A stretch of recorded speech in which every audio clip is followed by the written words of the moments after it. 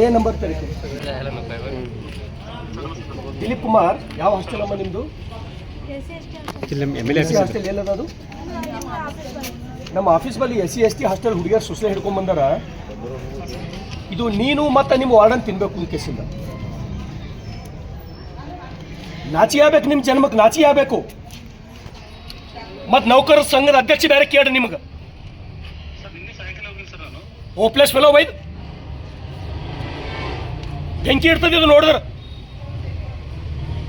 ಬೆಂಕಿ ಇರ್ತದೆ ಅಂದಿದು.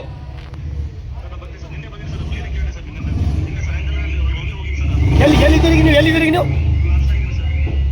ಇದು ನಾಷ್ಟ ನೋಡಿ, ನಾಷ್ಟ ಅಂತಾರೇನ್ರಿ? ನೀವು ಒಂದು ಸ್ವಲ್ಪ ಟೈಮ್ ಕೊಡ್ತೀರಾ ನನಗೆ? ಈಗ ಎಲ್ಲಿ ಬರ್ತಿದ್ದಿಲ್ಲ ಕುಮಾರ್ ನೀವು? ಇಲ್ಲಿ ಬರ್ರಿ, ಮನೆಗೆ ಬರ್ರಿ, ಅರ್ಜೆಂಟ್ ಬರ್ರಿ.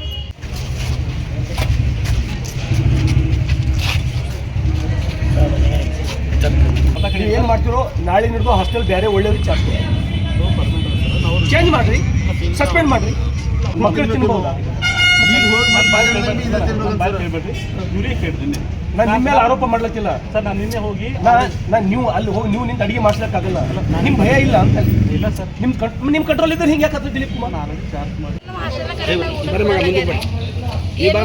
ನಮ್ಗೆ ಏನು ಫೆಸಿಲಿಟಿಗಳು ಏನು ಕೊಡಲಾಗ್ಯದ ಸರ್. ಏನರ ಕೇಳಕ್ಕೆ ಹೋದ್ರೆ ನಮಗೆ ಬೈಲತ್ತಾರ. ನೀವು ಓದ್ಲಕ್ಕೆ ಬಂದಿರೇನು ಊಟ ಮಾಡಕ್ಕೆ ಬಂದಿರ ಅಂತಾರಿ. ನಾವು ಏನರ ಕೇಳಕ್ಕೆ ಹೋದ್ರಿ ಏನು ಕೊಡಲ್ರಿ. ಒಂದು ದಿನ ಮಾಡಕ್ಕೆ ಹೋದ್ರಿ ನೀವು ಮಾಡ್ತೇವೆ, ನೀವು ಓದ್ರಿ, ನೀವು ಮಾಡ್ತೇವೆ ಓದ್ರಿ ಅಂತಾರಿ ಬರೀರಿ. ಏನು ಊಟ ಕೊಡಲ್ರಿ. ನಾವು ಕೇಳೋ ಗಂಟ ಸಾಬು ಏನು ಕೇಳೋ ಗಂಟ ಕೊಡಲ್ಲ.